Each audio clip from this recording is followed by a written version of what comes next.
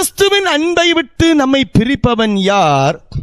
உபத்திரவமோ, வியாகுலமோ, துன்பமோ, பசியோ, நிர்வாணமோ, நாசமோசமோ, ஸ்தோத்திரம், பட்டயமோ, இவை எல்லாவற்றிலையும் நாம் நம்மில் அன்பு கூறுகிறவராலே முற்றிலும் ஜெயம் கொள்ளுகிறவராய் இருக்கிறோம். அப்படி என்றால் இந்த உலகத்திலே உபத்திரம் வந்தாலும், வியாகுலம் வந்தாலும், துன்பம் வந்தாலும், பசி வந்தாலும், நிர்வாணம் வந்தாலும், நாசமோசம், பட்டயம் வந்தாலும், இவைகள் எல்லாவற்றிலும் கிறிஸ்துவின் அன்பினால நாம் என்ன செய்கிறோம்? அவைகளின் மேல ஜெயம் கொள்ளுகிறவராய் இருக்கிறோம். அடுத்த வசனம், அதே வசனம் சொல்கிறது, மரணமானாலும் ஜீவனானாலும் தேவதூதர்களானாலும் அதிகாரங்களானாலும் வல்லமைகளானாலும் நிகழ்காரியங்களானாலும் வரும் காரியங்களானாலும், வசனம் சொல்கிறது, உயர்வானாலும் தாழ்வானாலும் வேற எந்த சிருஷ்டிகளானாலும் நம்முடைய கர்த்தராகிய இயேசு கிறிஸ்துவின்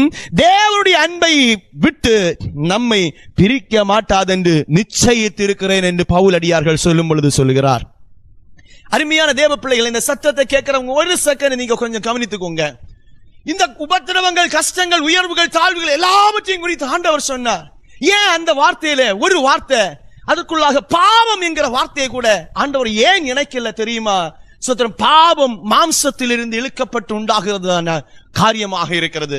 மாம்சத்தில் இழுக்கப்பட்டு நாம் செயல்படுத்துகிறது தான் பாவமாக இருக்கிறது. அப்படி என்றால் தேவ பிள்ளைகள், இந்த உபத்திரவத்தின் மத்தியில், இந்த உலகத்தில் வருகிற எல்லா கஷ்டங்கள், உபத்திரவங்கள், பாடுகள், வேதனைகள், மரணமானாலும் ஜீவனானாலும், எந்த வாளோ பசியோ பட்டினியோ எந்த காரியமாக இருந்தாலும் கிறிஸ்துவின் அன்பை விட்டு நம்மை ஒரு நாளும் பிரிக்க முடியாதுங்க. தேவனுடைய அன்பை விட்டு நம்மை பிரிக்க முடியாது. அவைகள் எல்லாம் ஏனென்றால் கிறிஸ்துவின் அன்பின் கயிற்றினாலே அவர் நம்மை கட்டி அணைத்து இருக்கிறார். ஹல்லேலூயா.